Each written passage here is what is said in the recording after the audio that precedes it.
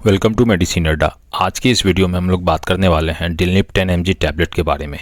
In detail इस video में हम लोग कवर करेंगे बेसिक इन्फॉर्मेशन लाइक क्या कंपनी है, क्या पैकिंग है।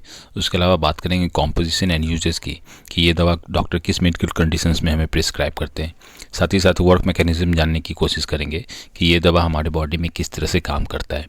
डोज की बात करेंगे, साइड इफ़ेक्ट्स की बात करेंगे, प्रिकॉशंस की बात करेंगे कि ये दवा लेने से पहले आपको किन किन बातों का ख्याल रखना है। उसके अलावा कुछ कॉमन क्वेरी लेने की कोशिश करेंगे जिसमें हम लोग ये जानने की कोशिश करेंगे कि ये दवा हमारे बॉडी में कितने देर तक असर दिखाता है, इस दवा का असर हमारे बॉडी में कितने देर तक रहता है। तो चलिए शुरू करते हैं आज का ये वीडियो। ना फर्स्ट स्लाइड में बात करें इसके बेसिक इन्फॉर्मेशन की, तो डिलनिप 10 mg आपको टैबलेट के फॉर्म में देखने को मिलेगा।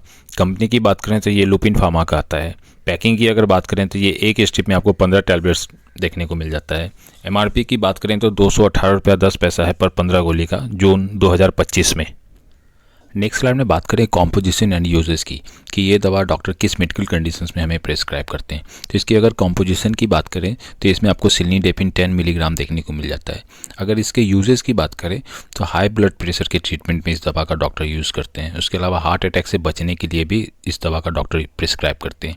उसके अलावा स्ट्रोक से बचने के लिए भी इस दवा का डॉक्टर यूज़ करते हैं। स्ट्रोक कहने का मतलब ये है कि जब हमारे ब्रेन को प्रॉपर ब्लड सप्लाई नहीं मिल पाता है तो उस कंडीशन में हमारे ब्रेन में ब्लड क्लॉटिंग होने का संभावना बढ़ जाता है, तो उसके ट्रीटमेंट में इस दवा का डॉक्टर यूज़ करते हैं। इसके अलावा एंजाइना के भी ट्रीटमेंट में इस दवा का डॉक्टर यूज़ करते हैं। एंजाइना एक तरह का मेडिकल कंडीशन होता है जिसमें हमारे चेस्ट में सही से ब्लड सप्लाई नहीं हो पाता है, जिसके कारण हमारे चेस्ट में डिस्कम्फर्ट और पेन वगैरह देखने को मिल जाता है। तो उस कंडीशन से बचने के लिए भी डॉक्टर इस दवा का यूज़ करते हैं। नेक्स्ट स्लाइड में बात करें इसके वर्क मैकेनिज्म की कि ये दवा हमारे बॉडी में किस तरह से काम करता है। तो देखो होता क्या है कि हमारे हार्ट से बहुत सारी ब्लड वेसल्स निकलती हैं, खून की नलिकाएँ निकलती हैं, जिसका काम क्या होता है कि हमारे हार्ट से प्योर ऑक्सीजनेटेड ब्लड को उस ऑर्गन तक पहुँचाने का काम होता है। तो होता क्या है कि कभी कभी वो ब्लड वेसल्स कैल्शियम डिपॉजिट होने के कारण, कैल्शियम उसमें ब्लड वेसल्स में जमा होने के कारण ब्लड वेसल्स सिकुड़ जाता है, जिसके कारण क्या होता है कि ब्लड फ्लो में परेशानियां आती हैं, जिसके कारण हमारा ब्लड प्रेशर बढ़ जाता है। तो उस कंडीशन से बचने के लिए डॉक्टर सिलिनीडेपिन देते हैं ताकि हमारा ब्लड वेसल्स रिलैक्स हो सके, साथ ही साथ वो चौड़ा हो सके ताकि ईजिली ब्लड उसमें से फ्लो कर सके, जिसके कारण हमारे हार्ट में कम से कम प्रेशर लगे और साथ ही साथ ब्लड प्रेशर भी लो रह सके। तो कुछ इस तरह से ये दवा हमारे बॉडी में काम करता है।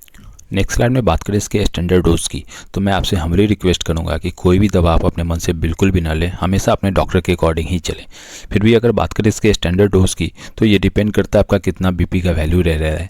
उसके अलावा आपका एज फैक्टर है, जेंडर फैक्टर है, आपका पास्ट में किसी तरह का डिजीज़ है या करंट में किसी तरह का लीवर किडनी वगैरह का डिजीज़ है, तो उसके हिसाब से आपके डॉक्टर इसका डोज डिसाइड करते हैं। फिर भी अगर स्टैंडर्ड डोज की बात करें तो 1 टैबलेट आपको ओडी देखने को डॉक्टर प्रिस्क्राइब करते हैं। कभी कभी 1 टैबलेट सुबह शाम भी आपके डॉक्टर प्रिस्क्राइब करते हैं। तो अगेन ये आपके डॉक्टर बेहतर डिसाइड कर पाएंगे, तो उनके हिसाब से आप इस दवा को लें। नेक्स्ट स्लाइड में बात करें प्रिकॉशंस की कि ये दवा लेने से पहले आपको किन किन बातों का ख्याल रखना है। तो जैसे ही अगर आप ये दवा लेते हैं तो आपको ड्राइविंग करने से बचना चाहिए, क्योंकि हो सकता है कि आपको इस दवा के साइड इफ़ेक्ट्स हैं कि इसमें आपको नींद आना देखने को मिल सकता है, तो आपको ड्राइविंग से बचना चाहिए। उसके अलावा आपको अगर कोई लेडीज़ प्रेगनेंसी कंसीव की हुई हैं तो उस केस में भी इस दवा को लेने से बचना चाहिए। उसके अलावा जब आप ये दवा ले रहे हैं तो आपको अल्कोहल के सेवन से भी बचना चाहिए, क्योंकि अल्कोहल आपके ब्लड प्रेशर को और बढ़ा देता है।